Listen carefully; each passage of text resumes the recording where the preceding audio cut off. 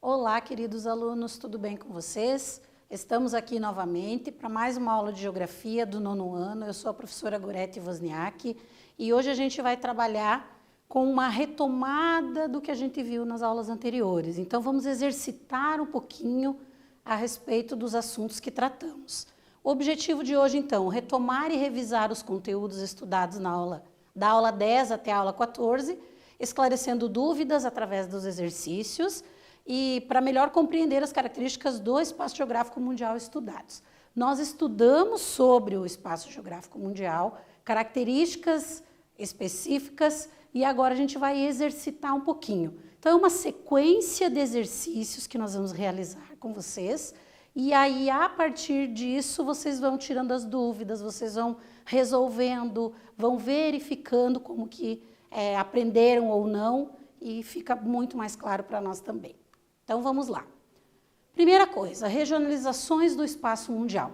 Lá na primeira aula que a gente trabalhou sobre regionalizações, nós estudamos, então, o que é regionalizar, para que regionalizar o espaço geográfico, com qual intuito se divide o espaço geográfico em partes, verificando determinadas características. Então, isso é a regionalização. Nós vimos vários critérios que, ao longo da história, foram acontecendo para que a divisão do espaço geográfico fosse estabelecida em determinados momentos. Então, de acordo com algum critério, que pode ser natural, que pode ser econômico, que pode ser político, ou que pode ser o conjunto usado para estabelecer essa regionalização. Então, eu uso um ou mais critérios para regionalizar. Vejamos lá, então, o nosso primeiro exercício. Hoje não tem muita conversa, a gente já vai direto fazendo exercício, dando um tempinho para vocês resolverem e depois corrigindo com vocês, ok? Então, o primeiro ali, regionalizar o espaço geográfico consiste em, temos as opções ali. Letra A, relacionar elementos naturais do espaço. Letra B, dividir o espaço geográfico considerando um ou mais critérios naturais, econômicos, políticos, sociais, culturais, entre outros. Letra C, unir espaços com características diferentes e tentar torná-los semelhantes? Ou a letra D, buscar informações aleatórias sobre um determinado espaço? Pensem rapidinho lá, resolvam que a gente já volta com a correção.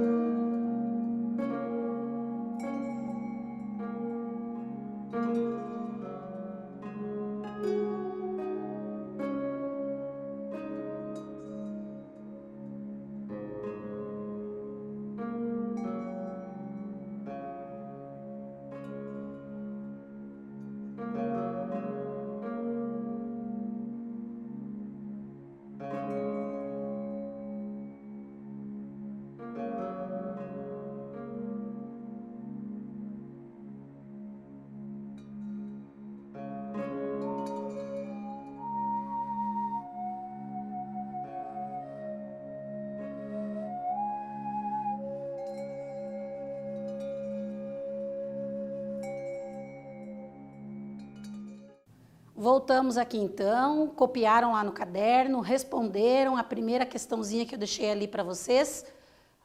Regionalizar o espaço geográfico consiste em, vamos ver então o que é a resposta. Dividir o espaço considerando um ou mais critérios, naturais, econômicos, políticos, sociais, culturais, entre outros. Isso é bem importante, esse conceito tem que ficar bem claro para vocês, porque a partir de agora vocês vão usar ele com muita frequência, no primeiro, segundo, terceiro ano do ensino médio e ainda aqui no nono ano. Então, o conceito de regionalização tem que estar muito claro com essas características apresentadas aqui. Quais são os critérios que a gente utiliza para regionalizar? Então, tá ali. Posso usar critérios naturais? Sim. Só naturais? Sim. Por exemplo, quando eu vejo lá um mapa com a divisão dos climas, é uma regionalização. Que critério que eu usei? Um critério natural. Posso utilizar critérios econômicos? Sim. Nós temos lá, por exemplo, no Brasil, os complexos regionais. Então, é uma forma de divisão, entre outros exemplos que a gente colocou ali. Então, fica claro para nós o que é regionalizar e para que nós fazemos isso, certo? Próximo exercício lá. Coloquei um mapa para vocês. Considerando os critérios para a regionalização do espaço geográfico e observando o mapa, podemos afirmar que se trata do que este mapa? Opção A, de uma regionalização por critérios socioeconômicos. Opção B, o mapa apresenta uma regionalização usando vários critérios naturais. Opção C, a regionalização apresentada no mapa está baseada em um critério que é a vegetação. Copiem, respondam e a gente já volta com a correção.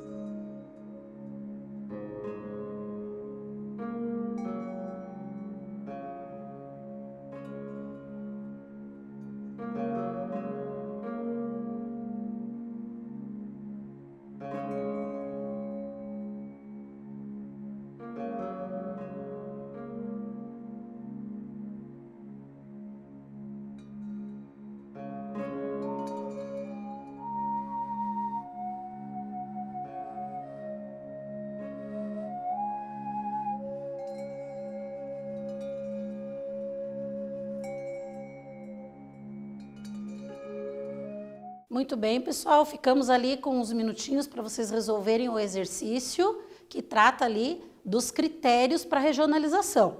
Então, vamos ver o que vocês resolveram lá, considerando os critérios que o mapa traz para nós. Então, eu tenho um mapa aqui específico de uma regionalização do continente europeu e ele traz para nós o quê? As cores, cada uma delas representa um tipo de vegetação, certo? Então, eu tenho lá o que está em laranja na parte superior do mapa, a tundra. Depois nós vamos ter a floresta boreal, na parte mais inferior ali. Florestas temperadas e a vegetação mediterrânea aqui. Então, é um critério que foi utilizado para regionalizar, certo? E este critério é a vegetação.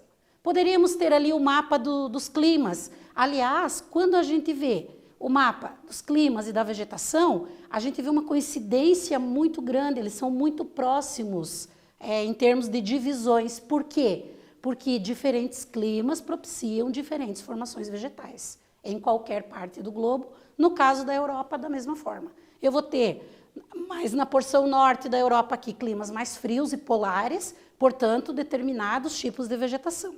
Aqui na região mais próximo do mar Mediterrâneo, eu vou ter uma vegetação que se desenvolve com influências de circulação do ar, dos ventos que vêm do mar Mediterrâneo, então que vão propiciar uma determinada formação vegetal, certo?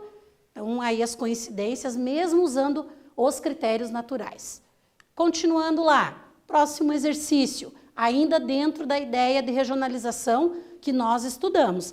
Lembrando que esta aula é para o quê? Para retomada. Estamos retomando o que aprendemos, para que vocês exercitem e vão tirando as dúvidas, ok? Então, temos lá, o espaço geográfico mundial no período da Guerra Fria, entre 1945 e 1991, estava regionalizado em blocos de acordo com as condições socioeconômicas dos países integrantes e o sistema adotado por influência das superpotências. Desse modo, o mundo estava regionalizado de que forma? Nós temos ali 4 opções, vocês vão marcar para mim, relembrando as nossas aulas anteriores, qual dessas opções que está tratando dessa regionalização ali solicitada. Respondam rapidinho lá, com o tempo que vocês vão ter, e a gente volta em seguida com a correção.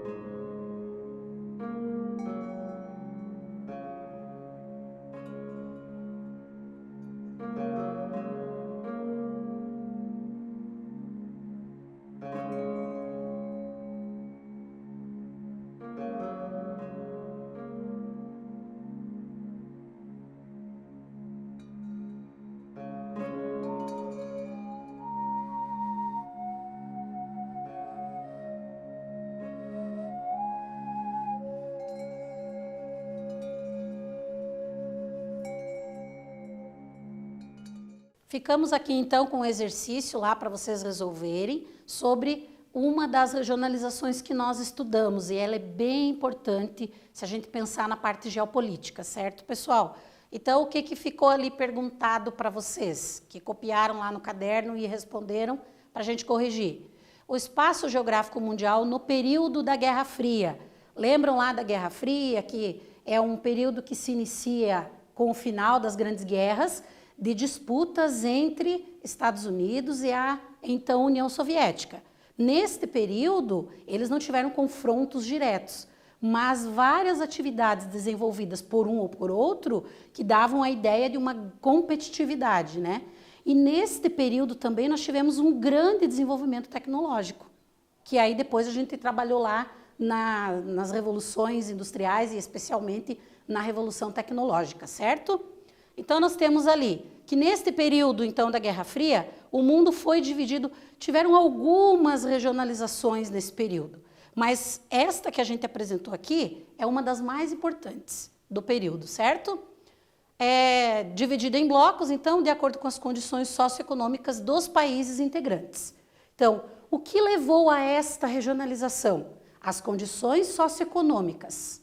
Como era o desenvolvimento daquele país, em termos econômicos e em termos de sociedade, né? E também o sistema adotado por influência das superpotências. Nós tínhamos as superpotências da época que influenciavam outras áreas, que influenciavam outros territórios. A partir daí, se estabelece uma divisão. Qual é essa divisão? Respostinha lá para vocês. Primeiro, segundo e terceiro mundo. Então, o que nós tínhamos lá? Primeiro mundo, os países capitalistas desenvolvidos, né? Aqueles que eram considerados as superpotências. Depois nós tínhamos lá os países de segundo mundo, que eram os países socialistas. Então, os que eram de primeiro mundo estavam alinhados com as características e com os planos dos Estados Unidos. Os que eram de segundo mundo estavam alinhados com a União Soviética.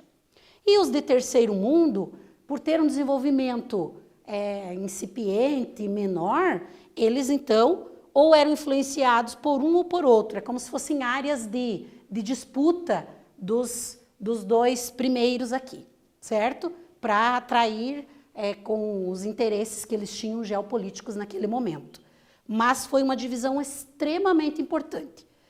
Até hoje a gente utiliza o termo primeiro mundo para falar de determinadas áreas do planeta.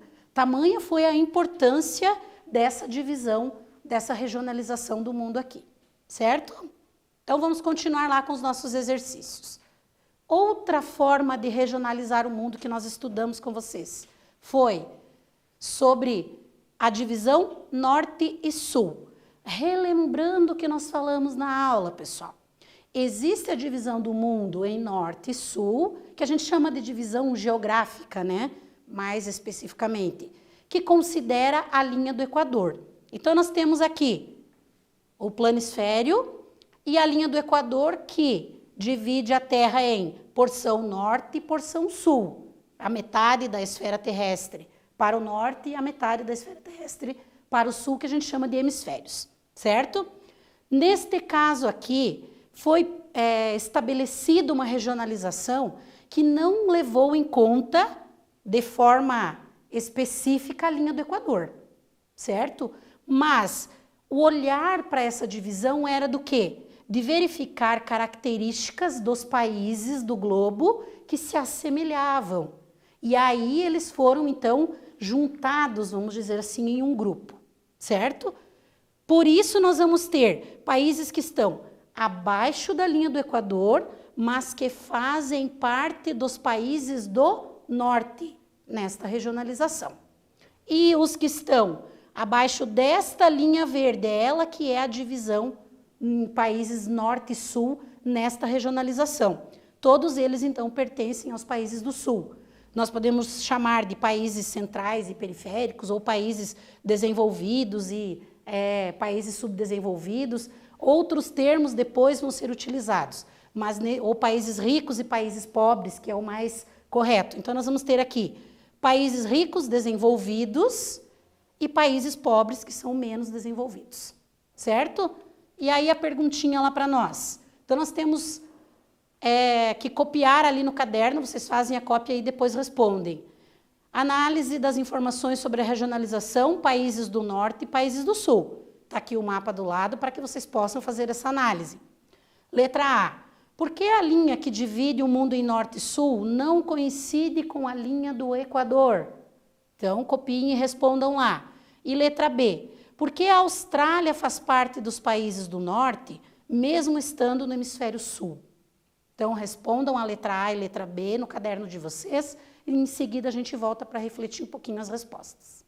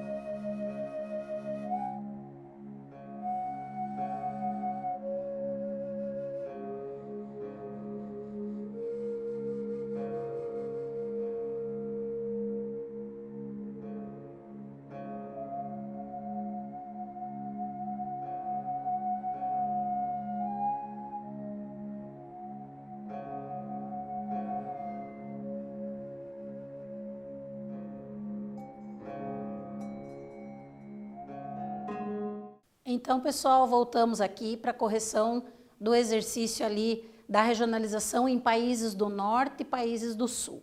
Vocês ficaram com duas perguntinhas ali. A pergunta A, a partir da análise que vocês fizeram ali do mapa. Por que a linha que divide o mundo em norte e sul não coincide com a linha do Equador? Eu falei ainda na explicação da questão para vocês. Porque o critério utilizado para regionalizar em países do Norte e do Sul é o desenvolvimento socioeconômico dos países e não a localização geográfica. Então, se eu uso a localização geográfica apenas, eu uso a linha do Equador para dividir em Norte e Sul. Mas se a característica de regionalizar aqui é desenvolvimento econômico, eu vou ter países que geograficamente estão na porção sul do planeta, mas que em termos de desenvolvimento socioeconômico fazem parte da porção norte, certo? E aí então nós temos aqui uma outra linha que não é a linha do Equador, que estabelece essa divisão entre países ricos e países pobres, ou entre países do norte e países do sul. E a letra B, ainda continuando, daí para exemplificar essa ideia, a Austrália faz parte dos países do norte, mesmo estando no hemisfério sul, né? Por que isso? Por ser um país desenvolvido, apresentando características semelhantes à França, Estados Unidos e Inglaterra. Então, se observarmos ali no mapa, o que nós vamos ter? A Austrália, geograficamente, na porção sul do planisfério.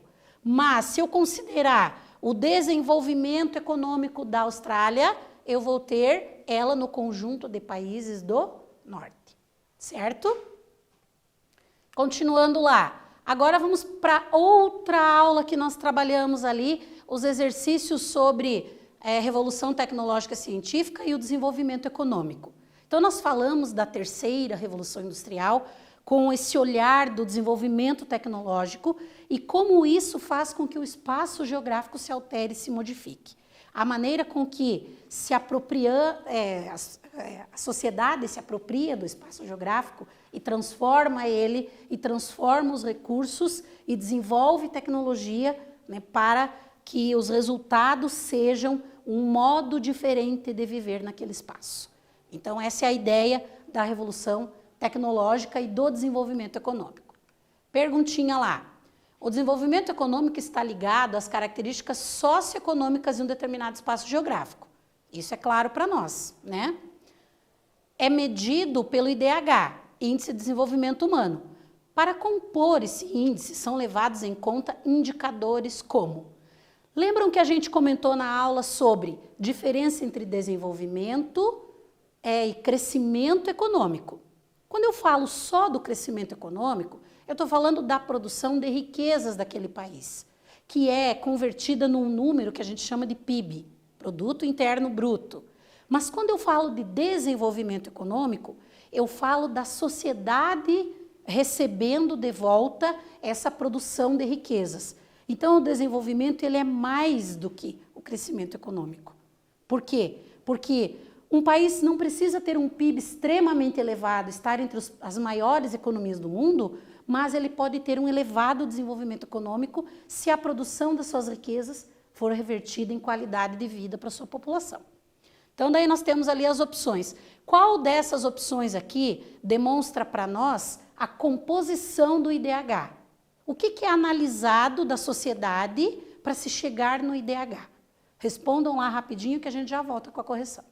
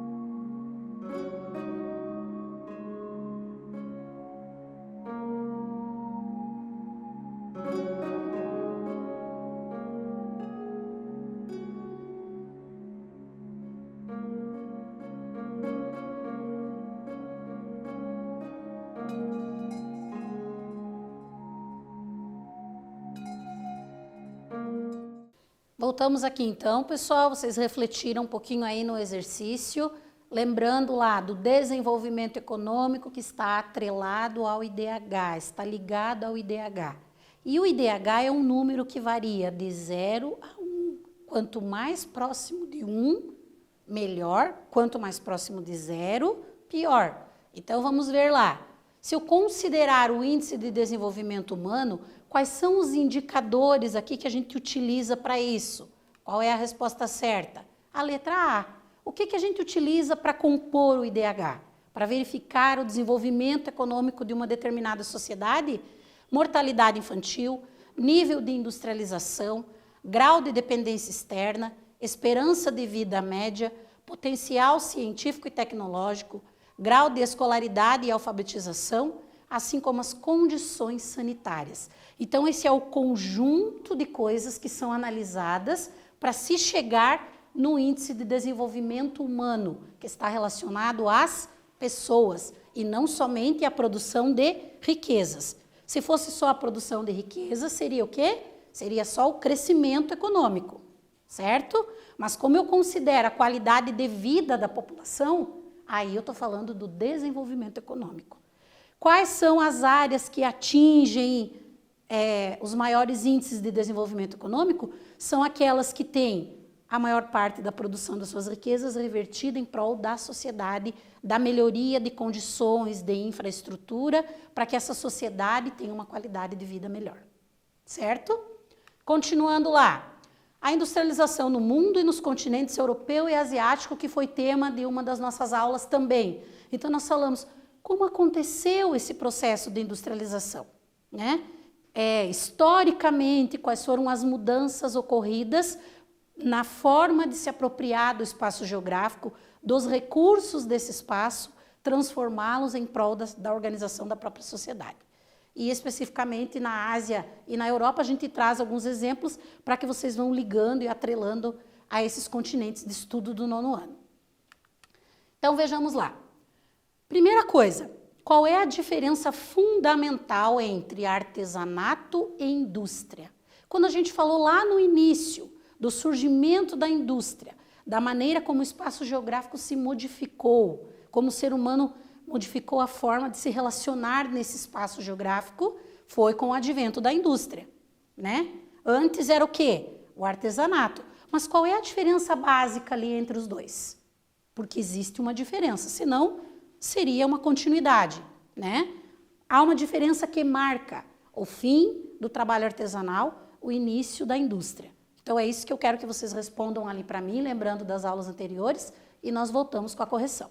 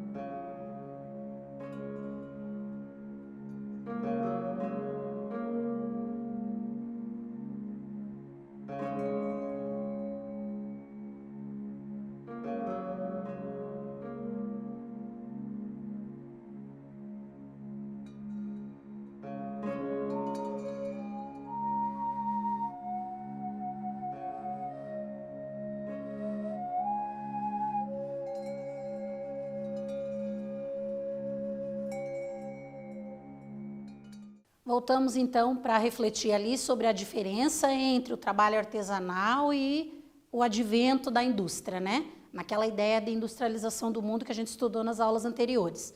Então nós temos ali artesanato e indústria. Qual é a diferença fundamental?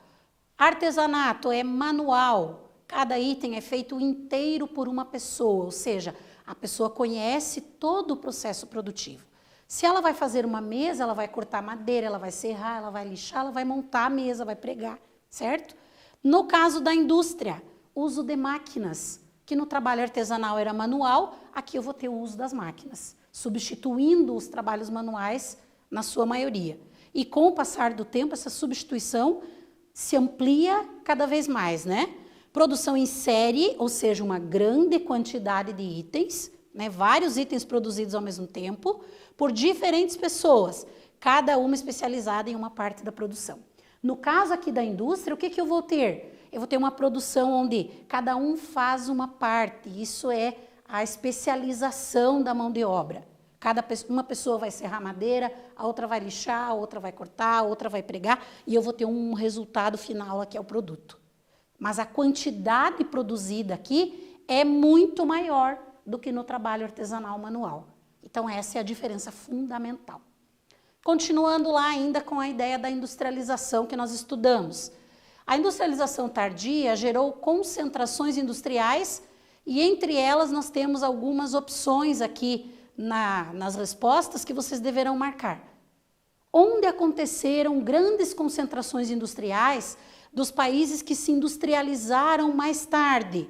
Nós tivemos lá os pioneiros, especialmente na Europa, e mais tarde nós tivemos a industrialização em outras áreas do planeta. Então, destas que estão relacionadas aqui, quais são as áreas industrializadas tardiamente que criaram grandes aglomerados industriais? Respondam rapidinho que a gente já volta para corrigir.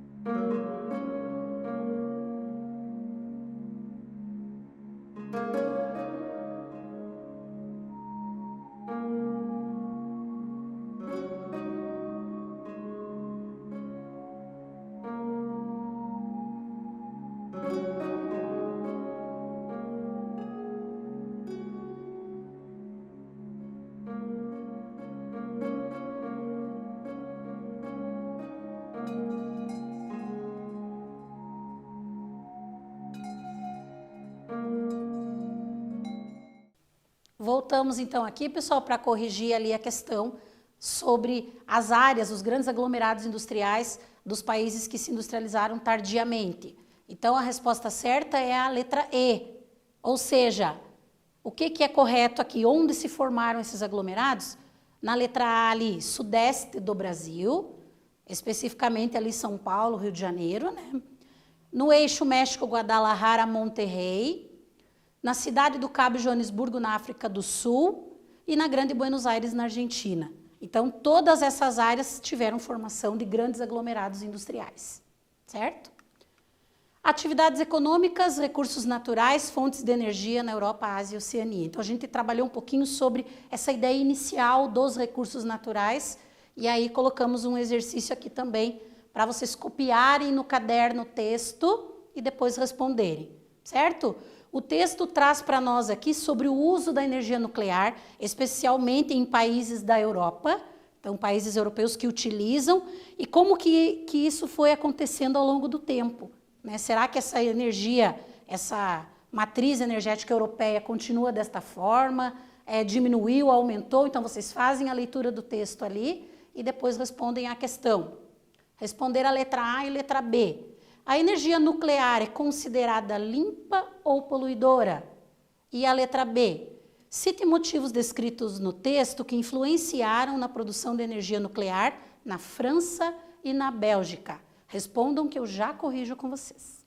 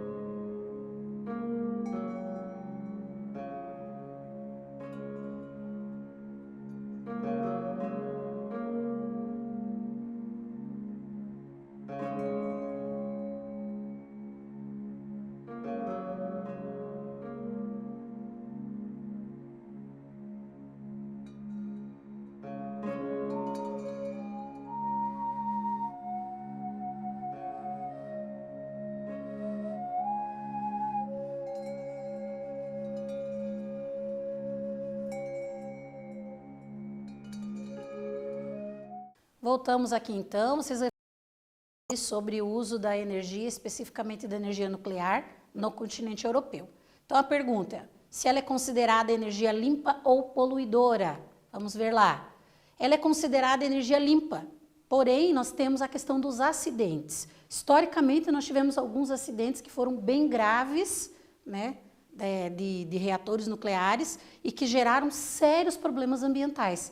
Então, a produção em si da energia é limpa, mas se tiver algum problema que cause algum acidente, esses acidentes vão gerar situações de impactos ambientais que perdurarão por muito tempo, como é o caso que a gente falou na aula anterior lá de Chernobyl e também de Fukushima no Japão.